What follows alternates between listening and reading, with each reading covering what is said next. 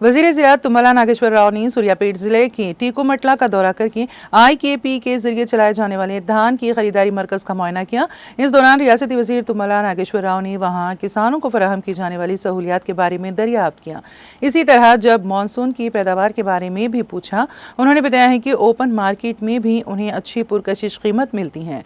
Millers भी नमी की मकदार पर तवज्जो दिए बगैर खुलोम पर ही खरीद रहे हैं और कुछ काश्तकार उनकी तरफ से दिए गए इमदादी कीमत और बोनस से ज़्यादा कीमत होने की वजह से उन्हें फ़रोख्त कर रहे हैं, जिस पर रियासती वज़ीर ने कहा है कि हुकूमत की जानिब से जमा किए गए अनाज को गोदामों में रखा जाएगा और चावल को ज़रूरत के मुताबिक प्रोसेस किया जाएगा। तब तक रंग को तब्दील होने से रोकने के लिए नमी की मकदार को 17% देखना होगा। उन्होंने कहा है कि हुकूमत का मकसद किसानों को उनकी पैदावार की मुनासिब कीमत दिलाने को यकीनी बनाना है।